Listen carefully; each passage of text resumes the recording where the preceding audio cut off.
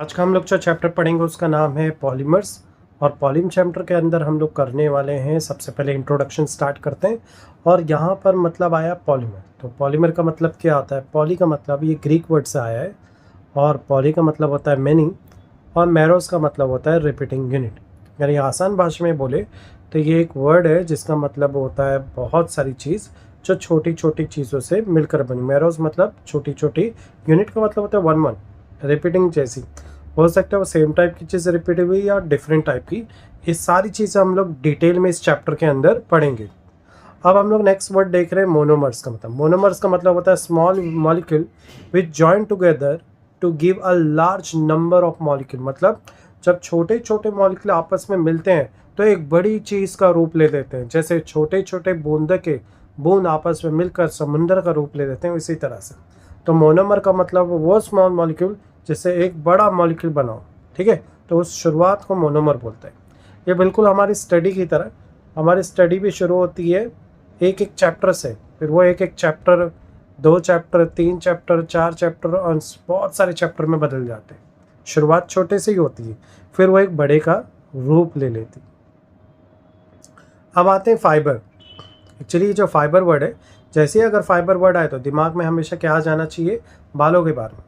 Fibre ऐसी चीज़ को बोलते हैं जो पतली हो, बिल्कुल बालों की तरह, और थिन लाइक स्ट्रक्चर मटेरियल हो, विच कैन बी स्पून और वोवन इनटू फैब्रिक, जिसको लपेटा जा सके। जैसे धागे को लपेटते हैं ना, बिल्कुल इसी तरह से अगर ऐसी चीज़ को लपेटा जा सकता है तो उसे फाइबर बोलते हैं। हमारे जो बाल होते हैं ये केराटिन नामी प्रोटीन से बने होते हैं, जो कि बहुत ही पतले और थ्रेड जैसे होते हैं, थोड़े इलास्टिसिटी की प्रॉपर्टी भी रखते हैं फाइबर। अब आते हैं स्टैंडर्ड डेफिनेशन देखते हैं पॉलीमर की। एग्ज़ाम में पॉलीमर की ये जो डेफिनेशन है वो पूछती है। तो पॉलीमर का मतलब क्या होता है? Polymer which have high molecular mass compound form by joining together a large number of simple molecule is called monomer. ठीक है, बोलने का मतलब क्या है कि पॉलीमर बनता कैसे है? देखो नीचे जो ग्रीन में लिखा है ना, ये ऊपर की डेफिनेशन को ही शॉर्ट में समझाया है। क्या समझाया है उसने? कि जो पॉलीमर ऐसा प्रोसेस जिसमें मोनोमर कन्वर्ट हो जाते हैं पॉलीमर में, उसे बोलते हैं पॉलीमर्स, और उस प्रोसेस को पॉलीमराइजेशन बोलते हैं। नीचे एक शॉर्ट डेफिनेशन है। बोलने का मतलब क्या है? जब छोटे छोटे इस तरह के मोनोमर आपस में मिलते हैं तो ये एक बड़ा सा रूप ले लेते हैं। देखो नीचे एक एग्जांपल दी है, सभी आपस में खड़े हो, जब साथ में सब मिल गए तो एक विशाल चीज़ का रूप ले लेते हैं। ये बिल्कुल टीम्स की तरह है। एक पर्सन, फुटबॉल में एक बंदा नहीं खेलता है, फुटबॉल में बहुत सारे लोग खेलते हैं। एक जन से टीम जीत नहीं सकती, सब जब साथ में मिलके खेलते हैं तब टीम जीतती है। तो यहाँ पर टीम वर्क होता है। बिल्कुल वैसे ही पॉलीमर भी यही चीज़ को समझाता है। जब बहुत सारे मोनोमर आपस में जुड़ते हैं तो पॉलीमर का रूप ले लेते हैं। अब यहाँ पर एक एग्जाम्पल से समझते हैं। एग्जाम्पल में लिखा है NCH2 डबल बॉन्ड CHO। यहाँ पर N का मतलब होता है नंबर ऑफ इथीन मॉलिक्यूल। यहाँ पे इथीन मोनोमर है, यानी हम लोग एक इथीन यूज़ नहीं कर रहे। हो सकता है 2 हो सकता है 3 हो सकता है 4, 5, 6, कितने भी हो सकते हैं। अब जब ये मोनोमर को हीट किया जाता है तो ये टूटते हैं, और टूट कर बहुत सारे CH2 मॉलिक्यूल रिपीट होते हैं। इसलिए N को नीचे लिखा है। N को नीचे इसलिए लिखा गया क्योंकि ये CH2 हमें नहीं पता कितनी बार रिपीट हो रहे हैं, यानी ये इथीन पॉली मतलब मैनी इथीन बन रहे, तो इसे बोलते हैं पॉलीथीन। और पॉलीथीन वर्ड तुम लोग ने सुना होगा। पॉलीथीन नॉर्मल प्लास्टिक जो होती है ना, जिसमें दूध या कांदा बटाटा खरीदते हैं बाहर मार्केट में, इसको ही पॉलीथीन बोलते हैं। तो ये जो प्लास्टिक बनी होती है इसी तरह से बनाई जाती है। बहुत सारे रिपीटिंग चेन को मिक्स करके इस तरह की चीज़ें बनाई जाती है। इवन प्लास्टिक की बॉटल भी इसी तरह से बनाई जाती है। अब आते हैं नेक्स्ट मैक्रोमोलिक्यूल में। अब मैक्रोमोलिक्यूल क्या होता है? Higher molecular mass compound are called macromolecule. ये हायर मॉलिक्यूलर मास होता है। हम पॉलीमर को मैक्रोमोलिक्यूल बोल सकते हैं, पर हर एक मैक्रोमोलिक्यूल को पॉलीमर नहीं बोल सकते, क्योंकि हर एक का डिज़ाइन छोटी छोटी चीज़ों से नहीं मिलता। तो पॉलीमर मैक्रोमोलिक्यूल है, पर not all macromolecule are polymer. ये भी हाई मॉलिक्यूलर मास होता है। Polymer are essential or repeating structure unit, where is macromolecule may or may not be. यानी जो मैंने बोला था वही चीज़ यहाँ पर लिखी हुई है। नीचे के बॉक्स में लिखा है all polymer are macromolecule but all macromolecule are not polymer. यहाँ पर कोई भी एग्जाम्पल से यहाँ पे एक्सप्लेनेशन नहीं किया गया कि क्या चीज़ की एग्जाम्पल से बेटर समझाया जा सके। तो हम लोग आगे देखेंगे, आगे और बहुत सारी एग्जाम्पल आएगी। अब इस चैप्टर को सिर्फ ये 5 हिस्सों में डिवाइड किया गया, और इस 5 हिस्सों को पढ़ते ही हमारा चैप्टर हो जाएगा ख़त्म। तो इसमें देखते हैं, फर्स्ट है बेस्ड ऑन सोर्स। ये बहुत ही बेसिक है और एग्जाम में कभी कभी ये पूछ लेता है बेसिक सोर्स का। दूसरा है बेस्ड ऑन मॉलिक्यूलर फोर्स, कि आपस में ये जो मोनोमर जुड़ते हैं ना तो उनके बीच में जो फोर्स है वो कैसी है। सेकेंड है based on susceptibility of backbone, फिर आता है बेस्ड ऑन स्ट्रक्चर, फिर आता है based on mode of polymerisation. हम लोग ये पांचों को देखने वाले, पांचों के पांचों एग्जाम बेस पे इंपॉर्टेंट है। सबसे पहले आते हैं सोर्स पे। सोर्स भी इंपॉर्टेंट है पर इतना नहीं बोलूँगा क्योंकि इसमें चैप्टर में देने के लिए बहुत सारी चीज़ें हैं, तो ये बहुत बेसिक है, ईजी है, आ सकता है एग्जाम में, ऐसा बोल नहीं सकता कि नहीं आ सकता, है ना। क्लासिफिकेशन बेस्ड ऑन सोर्स, तो पॉलीमर जो है वो दो पार्ट में डिवाइड होता है बेस्ड ऑन सोर्स। हमें देखो पॉलीमर दो जगह से मिल सकते हैं, एक हो सकता है नेचुरल और दूसरा हो सकता है आर्टिफिशियल। तो नेचुरल कौन सा होगा, तो natural polymer which are made by human. Human अगर इंसान बनाते हैं तो उन पॉलीमर को आर्टिफिशियल पॉलीमर बोलते हैं। आर्टिफिशियल मतलब मैन मेड। और अगर ये ही चीज़ हमें बाहर से मिले नेचर से तो इसे नेचुरल पॉलीमर बोलते हैं। यहाँ पर नेचुरल पॉलीमर की डेफिनेशन अभी दिखाई नहीं गई पर वो अवेलेबल है, एकदम आसान है। अगर नेचर से मिले तो नेचुरल पॉलीमर, जैसे प्लांट, एनिमल सोर्स हो गया। इधर मेड बाय कम्प्लीटली ह्यूमन और मॉडिफाई बाय द प्रॉपर्टी। कभी कभी क्या होता है आर्टिफिशियल पॉलीमर में कभी कभी नेचुरल भी मिक्स होता है, या तो कम्प्लीटली केमिकल का इस्तेमाल किया गया या हो सकता है उसमें कुछ नेचुरल भी मिक्स हो या मॉडिफाई किया गया हो नेचुरल मटेरियल को, तो उसे क्या बोलते हैं आर्टिफिशियल पॉलीमर बोलते हैं। अब यहाँ पर नेचुरल पॉलीमर को दो पार्ट में डिवाइड किया गया है, एनिमल पॉलीमर और प्लांट पॉलीमर में। एनिमल पॉलीमर में भी प्रोटीन फाइबर भी बोलते हैं, याद रखो स्टूडेंट्स, एनिमल पॉलीमर को प्रोटीन भी बोलते हैं और प्लांट पॉलीमर को वेजिटेबल फाइबर या सेलुलोज फाइबर भी बोलते हैं, याद रखना इस चीज़ को। अब सबसे पहले हम लोग एनिमल पॉलीमर को देखते हैं। इसमें एग्जांपल आ जाती है सिल्क, फेब्रियन भी बोलते हैं इसे, और वूल केराटिन होता है, इसके अंदर जो प्रोटीन होता है उसे केराटिन बोलते हैं। सिल्क के अंदर फिब्रियन होता है या फाइबर बोल सकते हैं। आर्टिफिशियल का राइट में एग्जांपल दिया जो एनिमल का ही एग्जांपल, एक्चुअली इंसेक्ट हो गया। आप लोगों ने देखा होगा जो कैटरपिलर होता है वो कपास बनाता है, इसको क्या बोलते हैं इंग्लिश में इसको सिल्क ही बोलते हैं, यस सिल्क वॉर्म बोलते हैं इसको। तो इस तरह से नेचुरल तरीके से पॉलीमर बनाए जाते हैं। और भी एग्जांपल है, जैसे टायर ले लो, टायर कॉटन जट, ये प्लांट पॉलीमर से बनाया जाता है। जो टायर होता है ये कॉटन जूट बोले तो जो बोरा होता है ना जिसमें गेहूं या चावल होता है उसे बोलते हैं। रबर आ गया तो टायर तो आएगा ही आएगा, रबर में बहुत सारी टाइप होती है ना। अब यहाँ पे बोल रहा है कि जो फ्लैक्स सीड होती है ये भी हमारे रबर या कॉटन सीड्स बोलते हैं ना, कॉटन सीड्स है, वो एक्चुअली कॉटन सीड नहीं, ये रबर सी है। ओके ठीक है, आगे बढ़ जाते हैं। आगे देखते हैं नेचुरल पॉलीमर में एक और एग्जांपल है फ्लैक्स, फिर हेम मतलब पेपर्स, लाइनन मतलब प्योरेस्ट सेलुलोज। ठीक है, लेफ्ट साइड में एग्जांपल नहीं, ये कपड़े बिल्कुल ऐसे लगते हैं कि नेचुरली रहते, कॉटन के रहते, जट होते, जल्दी से व्रिंकल भी पड़ जाते हैं। यहाँ पर जो एग्जांपल दी है लाइनन कपड़े की दी हुई है, लाइनन सूती कपड़ा, सूती कपड़े काफ़ी जल्दी ख़राब हो जाते हैं। अब आते हैं आर्टिफिशियल पॉलीमर में। आर्टिफिशियल पॉलीमर में दो तरह के होते हैं, एक होता है सेमी सिंथेटिक और दूसरा होता है सिंथेटिक। सेमी सिंथेटिक और सिंथेटिक में फ़र्क क्या है, सिंथेटिक का मतलब होता है प्योरली केमिकल और सेमी सिंथेटिक का मतलब होता है जिसमें कुछ मात्रा में नेचुरल हो और मैं नेचुरल मटेरियल को मॉडिफिकेशन किया गया। तो उनकी डेफिनेशन नीचे आपको शो की गई है। यहाँ पे हम लोग सबसे पहले सेमी सिंथेटिक की एग्जांपल देखते हैं, और सेमी सिंथेटिक को रीजनरेटेड पॉलीमर भी बोलती है। जो एसिटेट रायन है ये रीजनरेटेड पॉलीमर है, यानी नेचुरल में केमिकल मिक्स करके बनाया गया है। ऐसा लगता ही नहीं कि ये केमिकल है, एकदम रियल जैसा लगता है। Rayon, artificial silk, acetate rayon, viscose rayon, cuprammonium silk, ये सब एकदम ऐसा लगेगा सिल्क है पर सिल्क नहीं रहता है। इसमें सिल्क में थोड़ा सा केमिकल मिक्स करके ही बनाया जाता है, कम्प्लीटली केमिकल नहीं होता है इसमें, केमिकल नेचुरल प्लस केमिकल से। अब आते हैं सिंथेटिक के अंदर, तो फ्राई पैन में जो टेफ्लॉन लगा होता है ना, अंदर ब्लैक कोटिंग होती है, ये कोटिंग टेफ्लॉन की होती है, पूरी की पूरी आर्टिफिशियल सिंथेटिक पॉलीमर होता है। सिंथेटिक का मतलब जो लैब में केमिकली बनाया गया, पॉलीथीन की, प्लास्टिक के सब लैब में बनाई जाती है, इसमें ज़रा भी नेचुरल मटेरियल प्रेजेंट नहीं होता है। और भी एग्जाम्पल है जैसे बैकलाइट, ये बैकलाइट का जो बोर्ड प्लास्टिक का लगता है पर प्लास्टिक नहीं होता है, एक अलग ही तरह का प्लास्टिक होता है जो गर्म करने में जल ब्लैक कलर होता है, पिघलता नहीं है। सिटीज़ में भी बैकलाइट होता है, और आपने देखा बर्तनों में जो कोटिंग की गई है वो सारी की सारी कोटिंग जो रहती है वो होती है टेफ्लॉन की ब्लैक कोटिंग। ठीक है, यहाँ से अपना ख़त्म हो गया सोर्स पार्ट। अब हम लोग शुरू करेंगे क्लासिफिकेशन बेस्ड ऑन स्ट्रक्चर। तो स्ट्रक्चर बेस पे ये 3 पार्ट में डिवाइड किया गया है, लीनियर, ब्रांच और क्रॉस लिंक। 1 बाय 1 शुरू करते हैं, इन तीनों में से एक एक करते हैं और कंप्लीट करते हैं। सबसे पहले आता है लीनियर। लीनियर का मतलब होता है सीधा, जैसे ट्रेन के डिब्बे आपस में कैसे जुड़े होते हैं, सीधे। और एक चीज़ याद रखो, जो चीज़ सीधी होती है ना, लाइफ में भी अगर हम सीधे रास्ते चलते हैं तो बहुत मजबूत और स्ट्रॉन्ग रास्ते, तो आपको कोई पकड़ नहीं सकता। बिल्कुल उसी तरह से अगर कोई चेन सीधी है तो वो बहुत मजबूत चेन होती है, ऐसी चेन को ब्रेक करना बहुत ही मुश्किल होता है। तो linear polymer are made up of long continuous chain होती है, इनमें किसी भी तरह की ब्रांच नहीं होती है। एग्जाम्पल हाई डेंसिटी, देखो वर्ड में लिखा हाई डेंसिटी पॉलीथीन, मतलब ऐसा पॉलीथीन जिसको तोड़ना मुश्किल है। देखो राइट में एग्जाम्पल दिए, डेकोरन, पॉलिस्टीरीन, टेरेलिन, तीनों का मतलब एक ही होता है। ये जो रोप्स होती है बहुत मजबूत होती है, हाई डेंसिटी पॉलीथीन होती है, इनको जल्दी तोड़ा नहीं जा सकता। ऐसा नहीं कि नहीं तोड़ा जा सकता, टूट सकता है पर जल्दी नहीं। एक और एग्जाम्पल है नायलॉन, नायलॉन के कपड़े, नायलॉन का ब्रश आपने सुना होगा। पॉलिस्टर राइट में एग्जाम्पल देती है।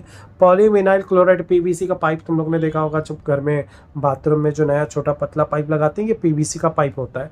ये भी सब लीनियर पॉलीमर ही होता है, इसलिए बहुत स्ट्रॉन्ग होते हैं। हाँ, कुछ ख़राब क्वालिटी के आते हैं जिसकी वजह से बच्चे बोलेंगे ऐसा लीनियर कैसे, तो हो सकता है उसमें थोड़ी सी मिलावट और ब्रांच पॉलीमर बनाया हो।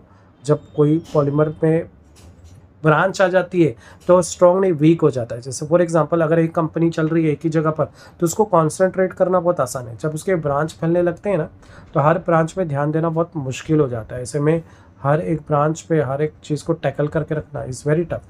तो polymer made up of chain, इसमें भी लीनियर चेन है, राइट में डायग्राम में देख सकते हैं, बट कहीं कहीं पे ब्रांचेस भी होती हैं, जिसकी वजह से उसकी डेंसिटी लो हो जाती है। इसी प्लास्टिक को ईजिली टाइप किया जा सकता है। Example low density polythene, polypropylene. Right में जितने भी प्रोडक्ट दिख रहे हैं इनकी प्लास्टिक इतनी स्ट्रांग नहीं है, आसानी से टायर की जा सकती है। तो ये सब लो डेंसिटी पॉलीथीन है और ये ब्रांच पॉलीमर में आ जाते हैं। अब नेक्स्ट आते हैं नेटवर्क पॉलीमर और क्रॉस लिंक पॉलीमर। ये क्या होता है? Polymer made up of strong covalent bond. Covalent bond का मतलब शेयरिंग ऑफ इलेक्ट्रॉन, जिसमें शेयरिंग ऑफ इलेक्ट्रॉन होता है उसे कोवैलेंट बॉन्ड बोलते हैं। यानी इसमें कार्बन की चेन आपको दिखाई देगी, क्योंकि कोवैलेंट बॉन्ड मोस्टली कार्बन में ही प्रेजेंट होता है। लीडिंग टू अ नेटवर्क, इसमें बिल्कुल जैसे मकड़ी कैसे जाले बनाती है, यानी इसमें लीनियर स्ट्रक्चर भी मिलेगा, ब्रांच भी मिलेगा, ब्रांच में भी ब्रांच मिलेगी, बहुत सारी ब्रांच होती है, इसलिए नेटवर्क स्ट्रक्चर बोलते हैं। आप बोलेंगे कि सर ये तो बहुत वीक होगा, नहीं, ये उल्टा हो जाता है। सर ज़्यादा ऐसे नेटवर्क स्ट्रक्चर बनते हैं ना तो जाले स्ट्रॉन्ग हो जाते हैं, वैसे ही ये बहुत स्ट्रॉन्ग हो जाता है। इसमें एग्जांपल है बैकलाइट। बैकलाइट, ये जो टाइल्स दिख रही है, मैंने स्विचेस बोर्ड की बात किया था, सब बैकलाइट होते हैं, बहुत स्ट्रॉन्ग होते हैं। मेलामाइन, आपने देखो कुछ प्लेट देखो या कांच देखा होगा, जैसे कांच जैसा लगता है बट एक्चुअली प्लास्टिक रहता है, इसको कचकड़ा बोलते हैं। ये मेलामाइन या मेलामिक से बना होता है। दूसरा रबर, जो स्ट्रॉन्ग रबर होते हैं, ये सब नेटवर्क पॉलीमर होते हैं। ठीक है, तो यहाँ पर अपना क्लासिफिकेशन खत्म होता है बेस्ड ऑन स्ट्रक्चर। स्ट्रक्चर में 3 थे, linear, branch and cross network. Exam में ये पूछ सकता है। अब यहाँ से आते हैं next classification based on mode of polymerisation. ठीक है, किस तरह से ये पॉलीमर को बनाया जाता है। तो इसके 2 तरीके हैं, 2 तरह के रिएक्शन इसमें देखे गए। पहला है एडिशन। एडिशन का मतलब होता है चेन ग्रोथ, ऐड करते जाना, कुछ भी रिमूव नहीं होगा, इसमें एडिशन होता रहेगा। इसमें मोस्टली मोनोमर रहेगा अल्कीन। सेकंड आता है कंडेंसेशन या स्टेप ग्रोथ पॉलीमर। इसके अंदर अगर 2 चीज़ को आपको जोड़ना है तो कुछ निकालना पड़ेगा, बिना निकाले वो चीज़ जुड़ेगी नहीं। तो वो दोनों एग्जाम्पल पॉलीमराइजेशन हम लोग अभी यहाँ पर देखेंगे। उससे पहले इसको और क्लासिफिकेशन कर देते हैं। जैसे एडिशन के अंदर भी 2 टाइप रहेंगे। पहला रहेगा होमोपॉलीमर। पहला कौन सा है? होमोपॉलीमर रहेगा।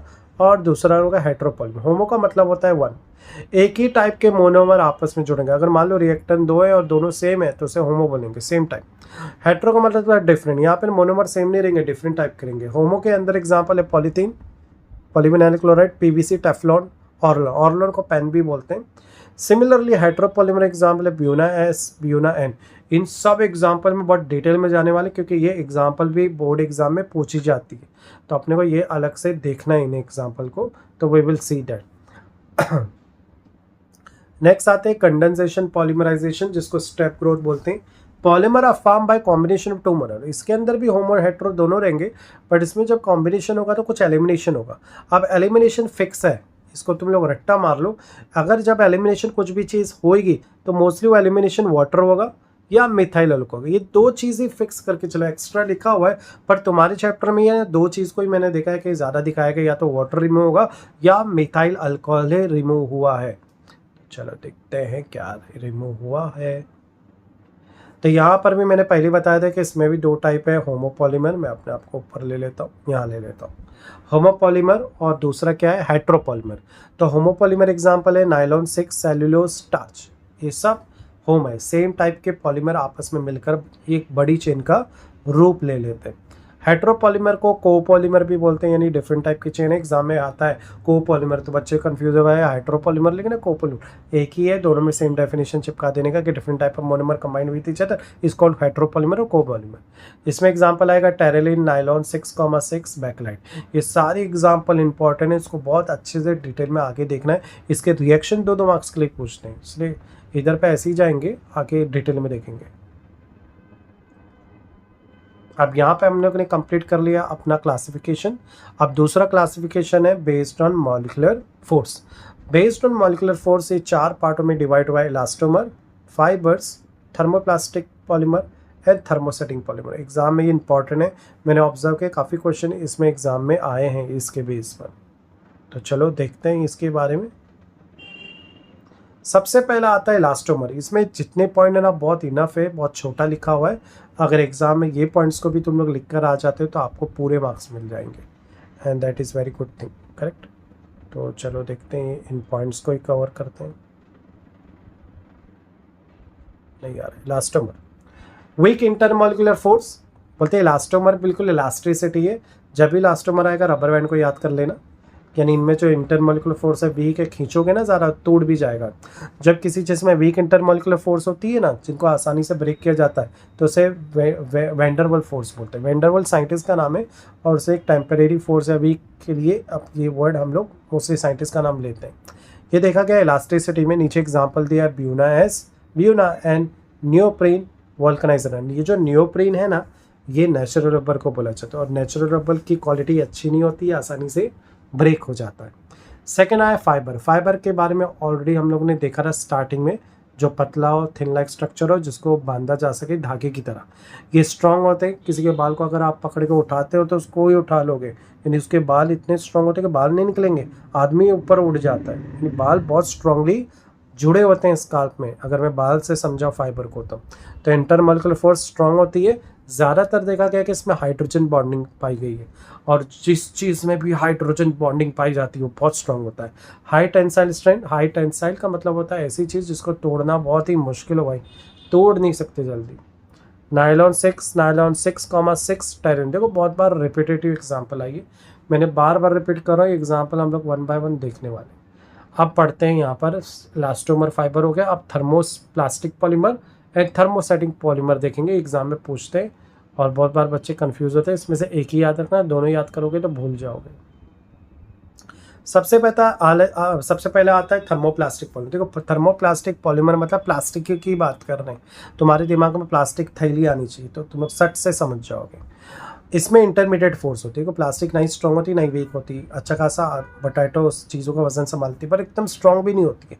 Polymer become soft on heating. जब कोई प्लास्टिक को आप हीट करोगे ना तो पिघल कर सॉफ्ट हो जाती है, और जब ठंडी होती है यही प्लास्टिक हार्ड हो जाती है।